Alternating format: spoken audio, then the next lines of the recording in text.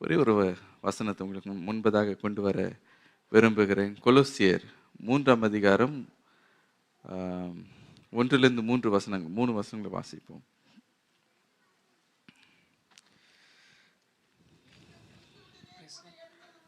நீங்கள் கிறிஸ்துவுடனே எழுந்தது உண்டானால் கிறிஸ்து தேவனுடைய வலது பர்சத்தில் வீற்றிருக்கும் இடத்தில் உள்ள மேலானவைகளை தேடுங்கள், பூமியில் உள்ளவைகளை அல்ல, மேலானவைகளையே நாடுங்கள்.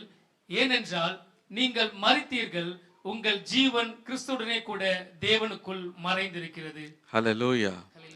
இங்கே ஒரு நல்ல ஒரு ஆலோசனையை நாம் பார்க்கிறோம். என்னவென்றால், பூமியில் உள்ளவைகளை அல்ல, மேலானவைகளையே நாடுங்கள். முந்தின வசனம் தேடுங்கள் என்று நாம் பார்க்கிறோம். ஆகவே என்ன ஆலோசனை என்றால், இனி உங்களுடைய வாஞ்சை விருப்பம் என்னவா இருக்க வேண்டும் என்றால், மேலானவைகளை நான் தேட போகிறேன். அதற்காக தான் நீங்கள் இந்த பைபிள் காலேஜில் படிச்சீங்க.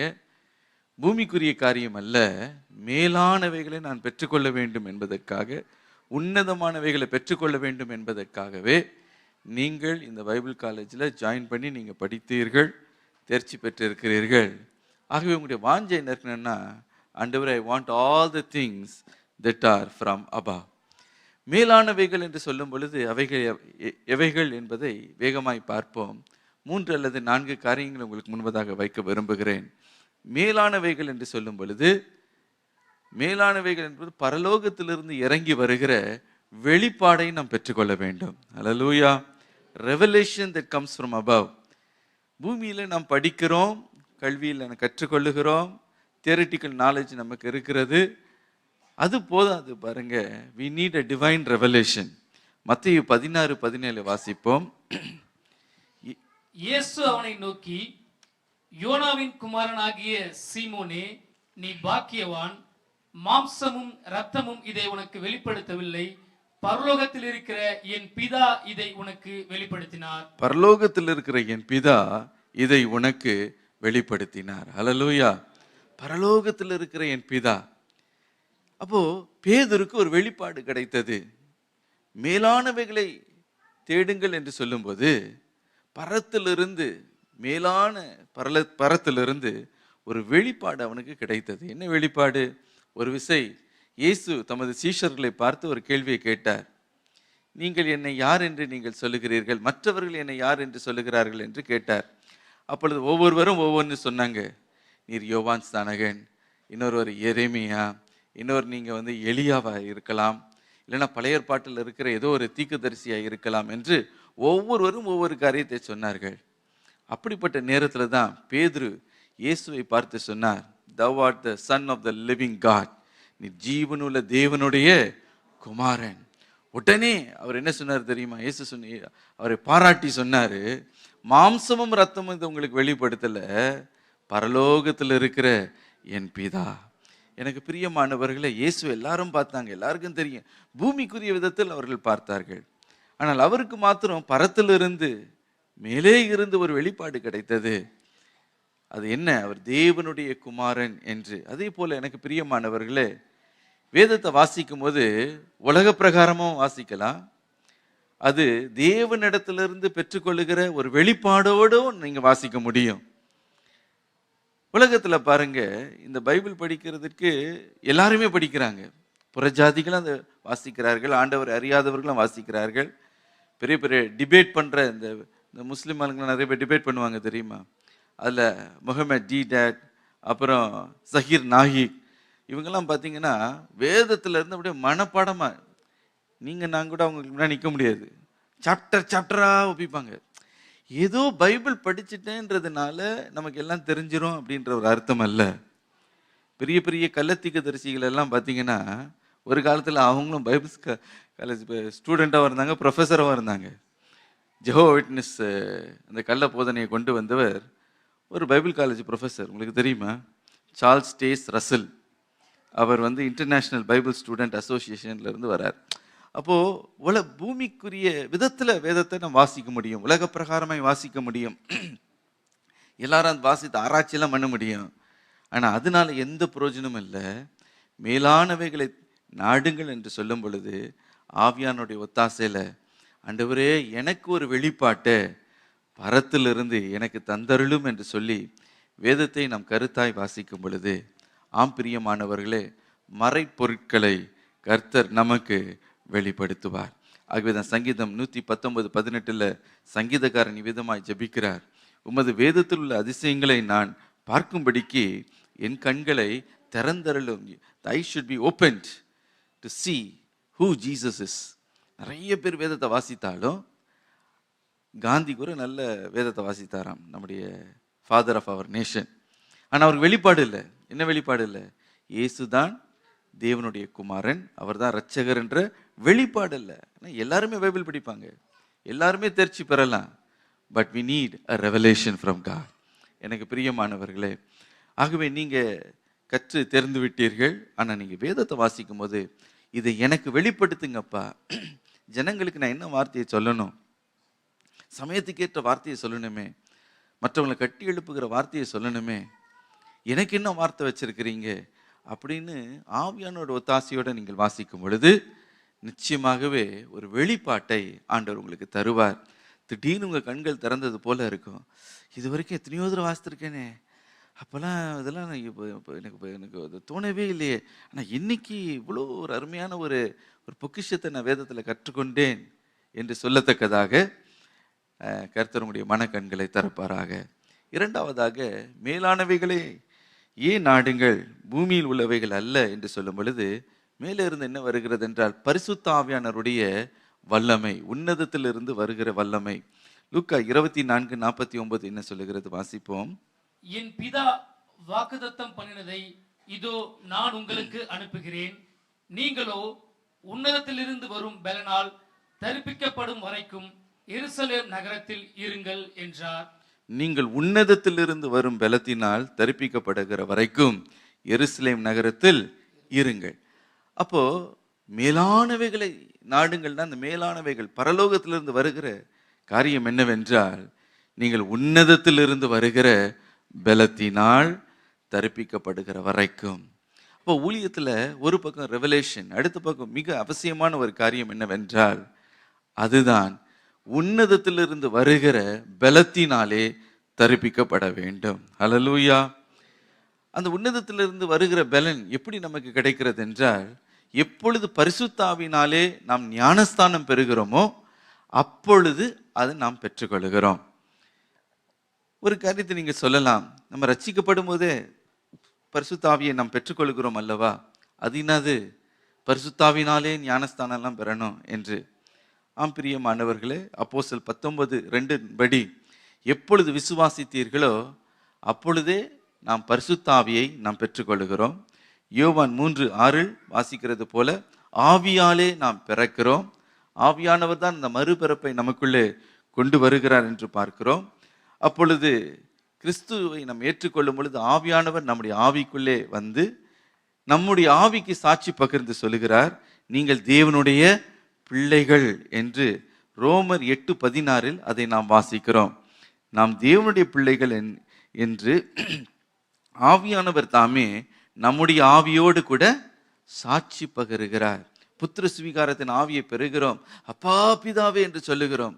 ஆகவே சந்தேகத்துக்கு எந்த சந்தேகத்துக்கும் இன்றி நீங்கள் எப்பொழுது பரிசுத்த ஆவியை பெற்றீர்கள் என்றால், நீங்கள் எப்பொழுது ரட்சிக்கப்பட்டீர்களோ ஆவியானவர் உங்களுக்குள்ளே வந்து விட்டார். ஹல்லேலூயா. ஆவியானவர் உங்களுக்குள்ளே நிலைத்திருக்கிறார். மாத்திரமல்ல, அவர்தான் அந்த புத்திர சுவிகாரத்தின் ஆவியை தருகிறார். அப்பா பிதாவேன்னு சொல்லுகிறீர்கள், நான் தேவனுடைய பிள்ளை. அது யார் உங்களுக்கு சொன்னது? Who told you that you are the child of God? நான் சொன்னேன்னா இல்லை உங்கள் ப்ரொஃபஸர்ஸ் யாரை சொன்னாங்களா? யார் சொன்னா? ஆவியானவர் தாமே உங்களுடைய ஆவியோடு கூட சாட்சி பகிர்ந்தார். So the holy spirit is already inside you. அப்போது நம்ம எப்போ நீங்கள் ரட்சிக்கப்பட்டீங்களோ பரிசுத்த ஆவியை பெற்றுக்கொண்டீர்கள். அப்படி இருந்தாலும் இயேசு என்ன சொல்லுகிறார் பாருங்க, உன்னதத்திலிருந்து வருகிற பலத்தினாலே நீங்கள் தரிப்பிக்கப்படுகிற வரைக்கும் என்ன பண்ணுங்க? காத்திருங்கள். அது எதை குறிக்கிறது என்றால், அது பரிசுத்தாவினாலே நீங்கள் பெறுகிற ஞானஸ்தானத்தை குறிக்கிறது. ஹல்லேலூயா. அது ஒரு மேலான ஒரு அனுபவம், அது ஒரு மேலான அளவில் நீங்கள் பரிசுத்தாவியை பெற்றுக்கொள்ள வேண்டும். அது ஊழியத்திற்கு மிக மிக அவசியம். சீஷருடைய வாழ்க்கையில நீங்கள் அதை பார்க்க முடியும். சீஷர்களும் 2 அளவில் பரிசுத்த ஆவியை பெற்றுக்கொண்டார்கள். அப்படியா? அப்படின்னு நீங்க கேட்பீங்க. ஆமா, சீஷர்கள் 2 தடவை ஆவியானவரை பெற்றார்கள். முதல் ரட்சிப்புக்கேற்ற அளவில் பரிசுத்தாவியை பெற்றுக்கொண்டார்கள். அதற்கு பிறகு பெந்தைகோஸ்து நாளில் அவர்கள் ஊழியத்திற்கு ஏற்ற அளவில் அவர்கள் பரிசுத்தாவியை பெற்றுக்கொண்டார்கள். எப்பொழுது ரட்சிப்புக்கேற்ற அளவில் பெற்றுக்கொண்டார்கள்? இயேசு சிலுவையில் அறையப்பட்ட போது அவர்களுக்குள்ள ஒரே பயம். யோவான் 20ஆம் அதிகாரத்தை வாசித்து பார்க்கும்போது அவங்க ஒரு பூட்டப்பிட்ட வீட்டில் போய் அவங்க எல்லாம் ஒளிந்து கொண்டு இருக்கிறார்களாம். யூதர்களுக்கு பயந்து ஒளிந்து கொண்டு இருக்கிறார்கள், நமக்கு ஏதாவது தீங்கு செய்து விடுவார்களோ என்று. அப்பொழுது உயிர்த்தெழுந்த இயேசு அவர்கள் நடுவே தோன்றினார். அல்லேலூயா. அப்போ சீஷர்கள் அவரை இயேசுவை விசுவாசிப்பதற்காக இயேசு என்ன செய்தாராம்? அவர்கள் அருகே சென்று அவர்கள் மேலே ஊதி பரிசுத்தாவியை பெற்றுக்கொள்ளுங்கள் என்று சொன்னார். யோவான் 20:22 வாசித்து பாருங்கள். அவர்கள் மேல் ஊதி பரிசுத்தாவியை பெற்றுக்கொள்ளுங்கள் என்று இயேசு அப்படின்னு ஊதினார் பாருங்க. பரிசுத்தாவியனர் அப்படியே இறங்கினாரு, அவனுடைய இருதயத்திற்குள்ள இறங்கினாரு. அவர்தான் உயிரோடு எழுந்த தேவனுடைய குமாரன் என்று விசுவாசிக்கிற அளவுக்கு, ரட்சிப்புக்கேற்ற அளவில் பரிசுத்தாவியை பெற்றுக்கொண்டார்கள். அதோடு போயிட்டாங்களா? இல்லை. இங்கே தான் ஒரு காரியம். இயேசு அவர்களை பார்த்து சொன்னார், உன்னதத்திலிருந்து பலன் உங்களுக்கு உண்டாகுகிற வரைக்கும் நீங்கள் என்ன பண்ணுங்க, எருசலேம் நகரத்தில் காத்திருங்கள். ஆகவே தான் அப்போஸ்தலர் 1:5 இயேசு சொன்னார், யோவான் ஜலத்தினாலே ஞானஸ்தானம் கொடுத்தான், நீங்கள் சில நாட்களுக்குள்ளே பரிசுத்த ஆவியினாலே ஞானஸ்தானம் பெறுவீர்கள். ஹல்லேலூயா. எந்த இயேசு அவர்கள் மேல ஊதி பரிசுத்த ஆவியை பெற்றுக்கொள்ளுங்கள் என்று சொல்லி ஊதினாரோ அதே இயேசு அவர்களை பார்த்து இன்னொரு மேலான அனுபவத்தை அவர்களுக்கு கற்றுக் கொடுக்கிறார். காத்திருங்கள் என்று சொல்லுகிறார், வாஞ்சியுங்கள் என்று சொல்லுகிறார். அது என்ன? யோவான் உங்களுக்கு ஜலத்தினாலே எப்படி ஞானஸ்தானம் கொடுத்தாரோ அதே போல இன்னும் ஒரு சில நாட்களுக்குள்ளே பரிசுத்தாவினாலே உங்களுக்கு ஞானஸ்தானம் கொடுக்கப்படும். ஞானஸ்தானம் என்ற வார்த்தைக்கு என்ன அர்த்தம் என்றால் மூழ்குதல், இம்மர்ஸ்ட் என்ற அர்த்தம். கிரேக் வார்த்தை இம்மர்ஸ்ட். கிரேக்கில் நீங்க என்ன சொல்லுவாங்க தெரியுமா? கப்பல் முழுங்கிருச்சுன்னு சொல்ல மாட்டாங்க. கப்பல் ஆனது பேப்டிசோ அப்படின்னாங்கன்னா என்ன அர்த்தம்னா கப்பல் முழுங்கிருச்சுன்னு அர்த்தம். அப்போ எந்த சந்தேகத்துக்கு இன்றி, எந்த கன்ஃபியூஷனுக்கும் இடம் இல்லாமல் ஞானஸ்தானம் என்னாலே என்ன தெரியுமா? முழுகுதல் என்ற அர்த்தம், தெளித்ததல் என்று அர்த்தம் அல்ல. It is immersed. அப்போ பரிசுத்தாவிக்குள்ளே முழங்கால் அளவில், எந்த அளவில் நீந்தி முழுகிற அளவுக்கு பரிசுத்தாவிக்குள்ளே நான் உன்னதத்திலிருந்து வருகிற பலத்தினால நீங்கள் பெற்றுக்கொள்ளும் பொழுது நீங்கள் எல்லா இடத்திலும் நீங்கள் சாட்சியாக இருப்பீர்கள். ஹல்லேலூயா. அதுதான் நீங்கள் அப்போஸ்தலர் 2ஆம் அதிகாரத்தில் மேல் வீட்டறையில் எல்லா சீஷர்களும் கூடியிருக்கும் பொழுது அந்த ஞானஸ்தானத்தை அவர்கள் பெற்றுக்கொண்டார்கள். பல்வேறு பாஷைகளை அவர்கள் பேசினார்கள், கர்த்தரை மகிமைப்படுத்தினார்கள். அதுக்கு பிறகு அவங்க மினிஸ்ட்ரி ஆரம்பிக்கிறது. அந்த நாளில் தான் பேதுரு பிரசங்கித்தார். ஒரு பெரிய ஒரு சேஞ்ச். இதுவரைக்கும் அவருடைய ஊழியத்தில் இல்லாத ஒரு மேசிவ் ஒரு ஒரு ஒரு இம்பேக்ட் இருந்ததுன்னா அது பரிசுத்தாவியானவரை பெற்றுக்கொண்ட பிறகுதான். ஆகவே நீங்கள் ரட்சிப்பை பெறும் பொழுது பரிசுத்தாவியை பெற்றுக்கொண்டீர்கள், மகிழ்ச்சி. God bless you. அது ரட்சிப்புக்கு கேற்ற அளவில் உங்களுக்கு அது அவசியம். பட் மினிஸ்ட்ரின்னு வரும்போது உன்னதத்திலிருந்து வருகிற பலன். ஹல்லேலூயா. அதனால நான் தரிப்பிக்கப்படணும், ஆவின் வரங்களினால் நான் தரிப்பிக்கப்படணும். அதை நீங்கள் வாஞ்சிங்க, ஆண்டவர் அதை கொடுப்பார். ஹல்லேலூயா. முதலாவது வெளிப்பாடு. 2வது உன்னதத்திலிருந்து வருகிற பலன். மேலானவைகளை நாடுங்கள் என்று சொல்லும்போது ஞானத்தை நாம் நாட வேண்டும். ஹல்லேலூயா. யாக்கோபு 3:16-15 வாசிக்க கேட்போம். உங்கள் இருதயத்திலே கசப்பான வைராக்கியத்தையும் விரோதத்தையும் வைத்தீர்களானால் நீங்கள் பெருமை பாராட்டாதிருங்கள், சத்தியத்திற்கு விரோதமாய் பொய் சொல்லாமலும் இருங்கள். இப்படிப்பட்ட ஞானம் பரத்திலிருந்து இறங்கி வருகிற ஞானமாய் இராமல் லௌகிக சம்பந்தமானதும் ஜென்ம சுவாபத்துக்குரியதும் பேய்த்தனத்துக்கு அடுத்ததுமாய் இருக்கிறது. பரத்திலிருந்து வருகிற ஞானமோ முதலாவது. இங்க நாம் பார்க்கிறோம் ஞானம் பரத்திலிருந்து என்று நாம் பார்க்கிறோம். உண்மையான ஞானம் எங்கிருந்து வருகிறதா? மேலே இருந்து வருகிறது. மேலானவைகளை நாடுங்கள்ன்ற வார்த்தையின்படி மேலான ஞானத்தை, மெய் ஞானத்தை நாம் தேட வேண்டுமா? அந்த மெய் ஞானம் என்ன என்பதை 17ஆம் வசனத்தில் குறிப்பிடப்பட்டு இருக்கிறது. என்னது? சமாதானமும். பரத்திலிருந்து வருகிற ஞானமோ முதலாவது சுத்தமுள்ளதாயும் பின்பு சமாதானமும் சாந்தமும் இணக்கமுள்ளதாயும் இரக்கத்தாலும் நற்கனிகளாலும் நிறைந்ததாயும் பட்சபாதம் இல்லாததாயும் மாயமற்றதாயும் இருக்கிறது. இதுதான் பரத்திலிருந்து வருகிற ஞானம். ஹல்லேலூயா.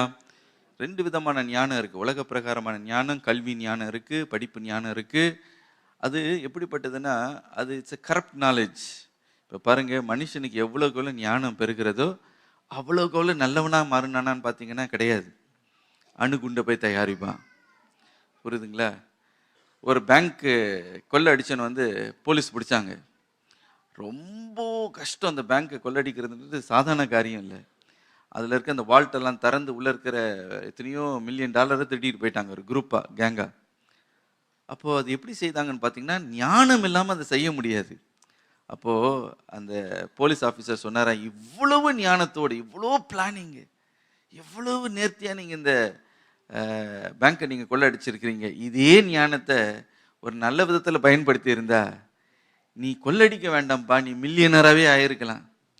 நீ ஒரு பிஸ்னஸ் பண்ணி பெரிய மில்லியனராகவே ஆயிருக்கலாம். நீ தண்டமாக வேற விதத்தில் தவறான விதத்துக்கு நீ பயன்படுத்தினாய் என்று. ஆகவே மனுஷனுடைய ஞானம் எல்லாம் கஷ்டப்பட்டு படிக்கிறான், எல்லாம் செய்கிறான். ஆனால் பார்த்தீங்கன்னா கடைசியில் பார்த்தீங்கன்னா தீமையான காரியத்திற்கு தான் அது உபயோகப்படுகிறது. ஆனால் பரத்திலிருந்து வருகிற ஞானத்தை குறித்து நாம் பார்க்கிறோம். எவ்வளோ அழகான ஞானம், சுத்தம் உள்ளது, சமாதானம், சாந்தம், இணக்கம் உள்ளது. அதில் வந்து நற்கனிகள் உண்டு, பட்சபாதம் இல்லை, அதில் மாய்மாலம் இல்லை.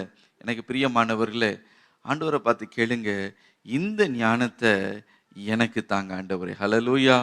பரிசுத்தாவின் மூலமாக இந்த ஞானத்தை எனக்கு தாங்க என்று. கடைசியாக இன்னும் வேகமாக ஒரே ஒரு காரியம், பரத்திலிருந்து வருகிற இன்னொரு காரியத்தை நாம் நாட வேண்டும், தேட வேண்டும் என்றால் அது நமக்காக வைக்கப்பட்டிருக்கிற ஒரு பெரிய ஒரு ஒரு டெஸ்டினி, ஒரு லக்கு வைக்கப்பட்டு இருக்கிறது. அது என்னவாம்?